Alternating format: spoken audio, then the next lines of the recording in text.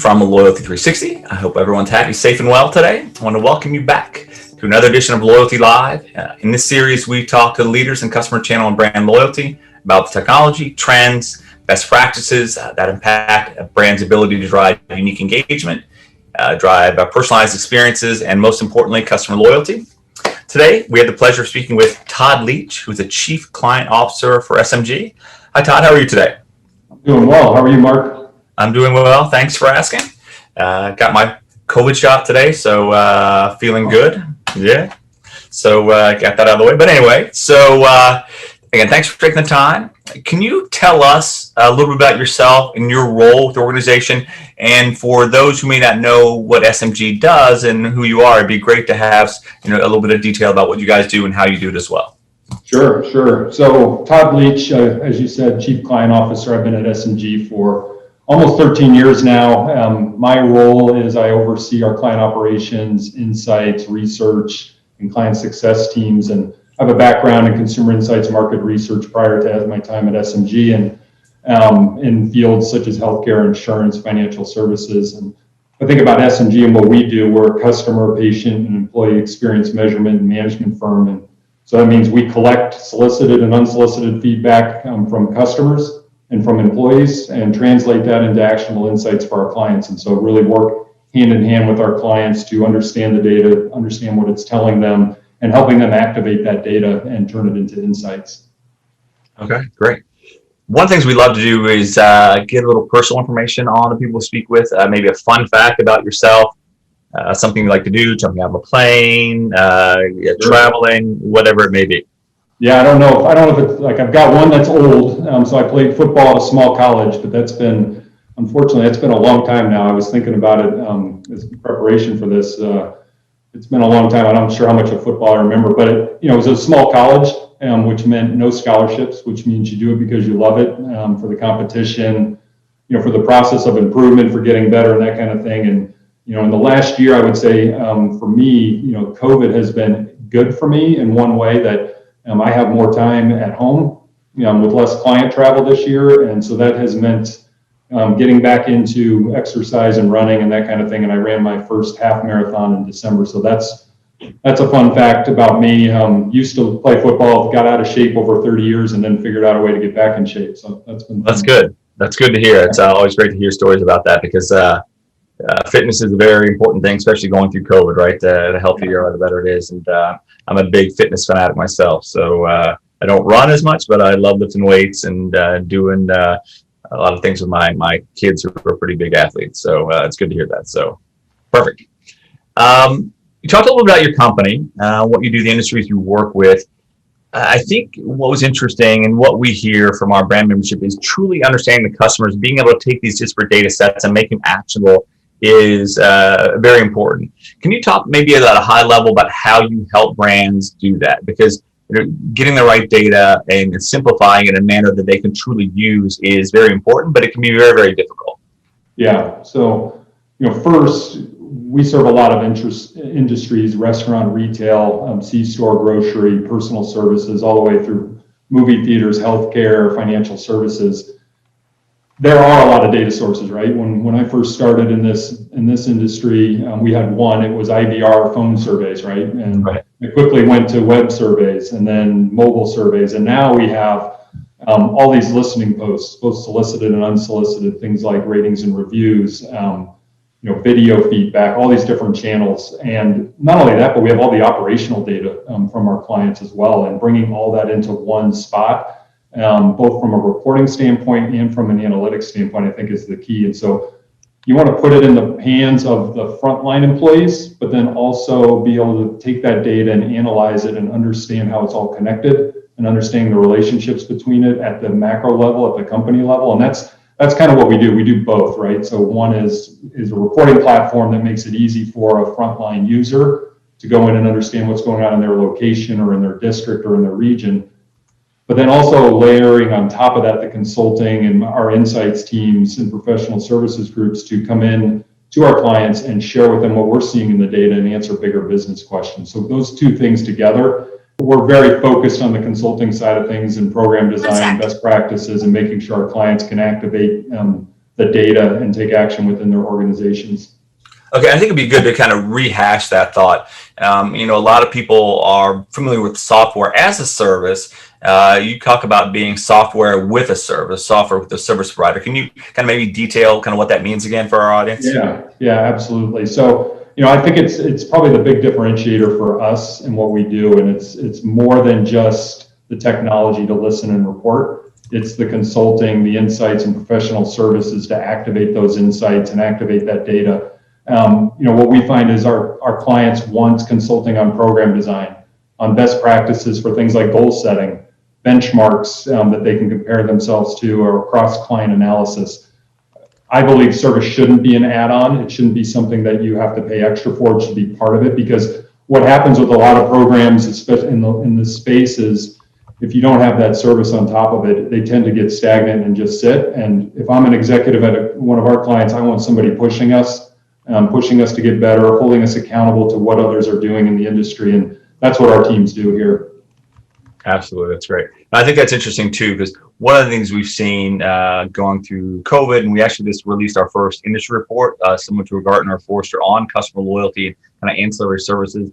And one of the things that we saw is that, to your point, pricing is a big challenge, right? So you sign up for a contract, it's X, but then you get into the services piece, the piece that you really need, the metrics, the benchmarking, cross-industry analytics. Well, that's an extra charge for organizations, and it becomes very challenging for those who are running customer experience and customer loyalty programs to substantiate that to their CFO that, I know we signed up for $1 million here, but it's actually going to be 1.5.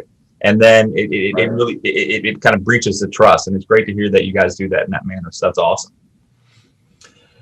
Next question. When you look at customer experience, you look at customer loyalty, what do you see as the biggest challenge, the biggest opportunity today?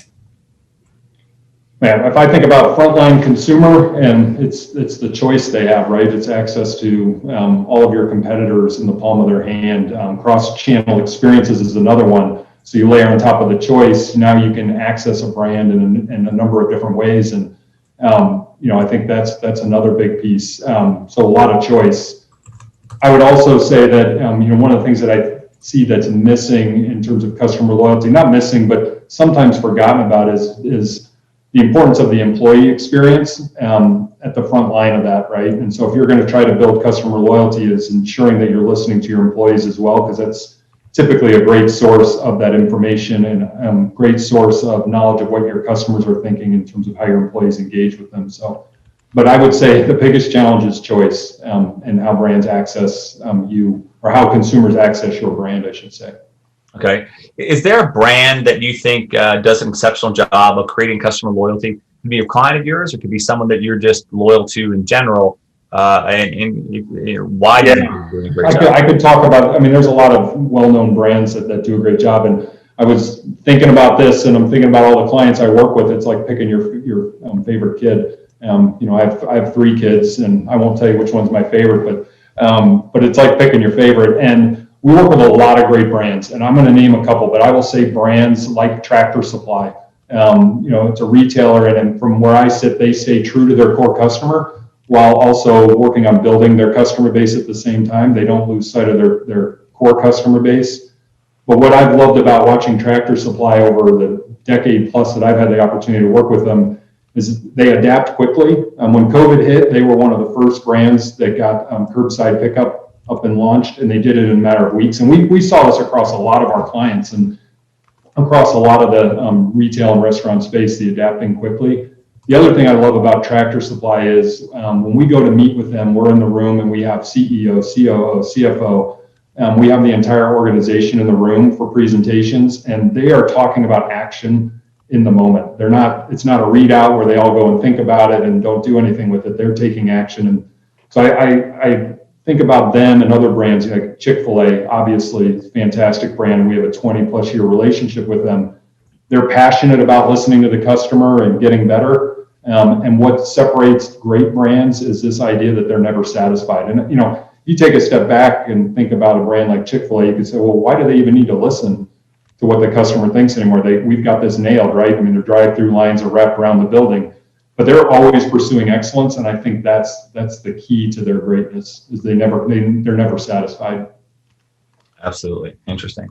So when you look at kind of opportunities for brands to drive customer loyalty, customer experience, what is a piece of advice that you would recommend to them to help? And one of the things that we see right now as well too is there's a lot of complexity in software, a lot of complexity in process providers or service providers.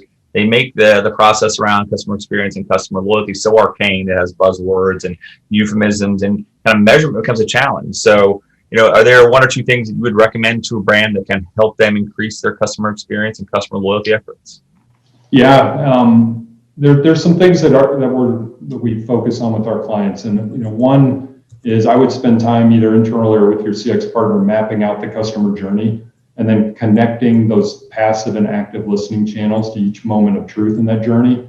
It's a pretty eye-opening exercise to go through, and we've been fortunate to do this with a number of our clients, where you sit down and you literally just map out like all the different connections that a customer will have with your brand, and how are you listening at each one of those moments of truth.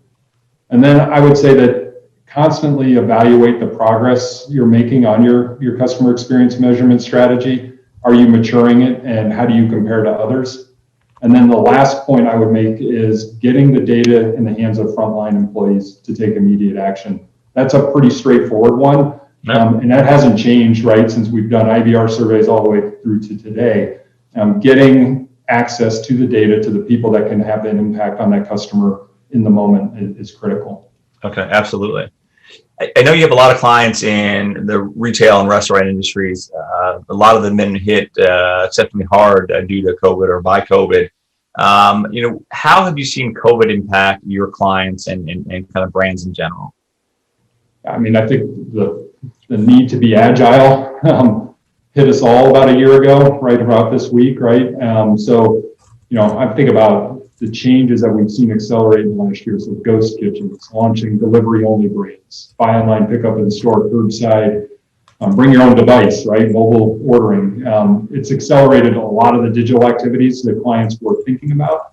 I mean, I can't tell you how many executives I talked to last in April timeframe that were saying, yeah, we were in the middle of a 90-day evaluation process on curbside, and we had to turn it on in about 5 days, right? And so that constant iteration and learning and listening, we were able to help a lot of our clients in that early change to adapt quickly. And I think that's key. And so, I think really it was all about listening and responding to customers in a more agile way throughout that as well. But, necessity is the mother of invention. And we saw that last year for sure. Absolutely. What are maybe a best 3 practices in customer loyalty, customer experience within these industries, and what advice do you give to the retailers or the restaurants in the space to execute on these strategies? Yeah, I think the first one I said earlier. So I tend to repeat myself a lot because I think these are important points. But democratize data, getting the data in the hands of people that can affect change, broadening the audience as well for that data. Clients that do this well and really have a cohesive plan are clients that it's broad in their organization. It doesn't just live in store operations, for example. It's across the organization. You're bringing in the right people. Connecting all the channels. So connecting all those customer feedback channels together, solicited, unsolicited, video, call center, digital, ratings and reviews, right? Not missing any of those data points, and bringing all that together is critical. And then again, continuing to evaluate your CX maturity and partnering with somebody who is going to challenge you and being open to those challenges. And again, I think brands that are not satisfied with the status quo are the ones that end up winning in the long run. And so I think that's key. You mentioned the democratization of the data, and that's obviously a very germane point, very relevant. Some brands struggle with that, and making sure that those people on the front line know the importance of customer experience, customer loyalty, and kind of keeping them informed. But they don't necessarily need to know everything, right? They don't necessarily have to know the strategic pieces. They don't have to get involved in those kind of intricate details. How do you execute on something like that? How do you keep the data and the insight by level or by need to know, right? How do you do that effectively? Yeah, so I'd say for the frontline employees, it's closing things like alerts when a customer wants feedback, and that's the action, right, at the unit level. We take our dashboards, our reporting tools, and they are set up by user group. And so the frontline people are going to see something different than a mid-level manager that's different than an executive user. And so you can aggregate the data and show the data in a way that makes sense for that individual user of the data. So for me, that's the key, right, is making sure that we're setting it up in a way that is usable. It's not too much. I don't want a general manager or store manager in slicing and dicing data, right? I want them out running the restaurant or running the store. But the district manager may need more of that. And then the executive level wants an executive overview, right, of the data as well. So, yep. Absolutely. So if you look 6 months, a year in the future, maybe 5 years in the future, how do you think loyalty programs, strategy, customer experience will evolve? We see a big change right now with obviously cookies are going away. Google says within 2 years, less than 10% of people will be identified. You have the invite in between Facebook and Google, right? And all the walled gardens are changing. There's a big push towards zero-party data. Where do you see customer loyalty and customer experience going in the next 6 months, a year, 5 years? Yeah, I think there's always different ways of getting customer feedback, right? And so connecting the dots between consumers and transactions has been an interesting change. I think that there will always be new ways of listening, right? We're talking to clients and they're looking at things like using video in stores to assess facial recognition and understand if the customer's happy or not, right? And so I think the technology will continue to evolve and become less touch, maybe more unsolicited feedback, right? Different passive ways of collecting that information about a customer could be interesting, but I still believe that the fundamental things that are important are not going to change. When somebody has a challenge in a retail or restaurant setting and they want someone to respond to them, they want the path of least resistance and they want to be able to get a response quickly and know that changes are being made. So I think all the different ways you listen could change over time. They didn't change for a long time and they all changed rapidly, but I think how we take action on it, I don't think that part is going to change in terms of expectations of a consumer. Okay. You talked about some new technologies, facial recognition, obviously being able to look at emotive kind of scores or kind of where they are in a range of continuum. Are there other new technologies, AI, machine learning, that brands can be using effectively that can help customer experience, customer loyalty? Other technologies besides facial recognition, I think the video stuff has been interesting for us. We've had a handful of clients that are interested in that, and I think we'll continue to see clients want that. The video is what I like about it is it makes it real for the front line, and so when I've got a handful of clients that are now putting those videos back into the restaurant or into the store. So instead of saying it's about friendliness of associate is important, it is an actual video of a customer talking about their interaction with an employee in that particular location. I think that continues to gain ground.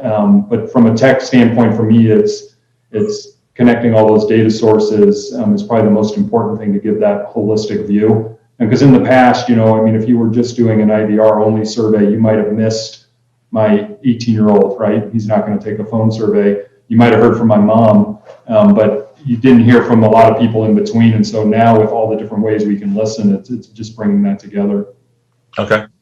I know we kind of touched on this a little bit. What kind of metrics are important right now for maybe retailers, restaurants? Are there a series of metrics or KPIs that you're looking at that are important, maybe one or two or three that kind of getting back to that simplicity that can truly help the brands look at customer experience and VOC in a different manner? Yeah, when I think about what we collect, right, we ask either NPS or overall satisfaction. And so we ask that OSAT question right up front. And that's usually a very good benchmark. But we talked about loyalty earlier, and the return and recommend questions are the key ones to me. Those are the behaviors and what somebody says they're going to do. And not only says they're going to do, but then we have ways of measuring what they actually do and looking at. So if they said they're going to return, did they actually return? And do they return to your brand in a shorter period of time based on today's experience? And so, connecting it all back to the financial metrics of an organization, I think is key. And so I like return and recommend. You can obviously drill down into a bunch of other things, like understanding what are the key drivers and what influences those behaviors. But the two actionable things that most brands are looking at is, do customers return faster, and do they share about their positive experience? And so brands that do that well versus brands that don't do that well, are there some indicative pieces that kind of allow you to see what that is? Or why do some brands do it better than others? Is it they have better service or better product or better focus from democratizing the data, or why that dichotomy? Yeah, brands that do it better are taking action. They're understanding. So if I back up, talk about overall satisfaction, and we look at the key drivers. And if you're in the QSR fast food restaurant space, the key drivers of overall satisfaction are probably going to be things like speed of service, accuracy of order, taste of food, and friendliness. And brands that do those things really well tend to have better loyalty outcomes, so return and recommend behaviors. You think about it, again, I mentioned Chick-fil-A earlier, they could have a line of cars around the building, but you're still going to get in that line because you know it's going to be fast and it's going to be accurate and they're going to be friendly. And you know the taste will be consistent, right? And so it's brands that are laser focused in on those things. What are the key drivers of that experience for the brand? Yeah. And how can they continually improve those over time? Okay. And the last question I have for you is, what can we do as a trade association for customer loyalty to help brands or even technically organizations like yourself in their customer loyalty and customer experience journey? Yeah, I come back to it, and I think I hit on it a few times, right? It's about action. I can measure my blood pressure every day, but if I don't do something to get it lower, it's just measurement for measurement's sake. And so I would say the same thing to any brand that wants to get better. It's listening and taking action and holding yourself accountable to that, and being okay being challenged by your partner in that adventure as well. So never be satisfied is something we say a lot, right? And that's what I would push for. That's awesome. Well, Todd, thank you very much for taking the time to talk to us today. It was great getting a kind of deeper dive into SMG, some things you guys do and how you're doing it. Most importantly, what you're seeing in the brands and the verticals that you support, because I think being able to share what you're seeing really helps those who may have a challenge kind of ascertain, what those challenges that are and kind of the depths that they actually may exist in the organization. You bet. It's been fun. Thanks, Mark. Perfect. Look forward to hearing from more, and thanks for everyone for watching today.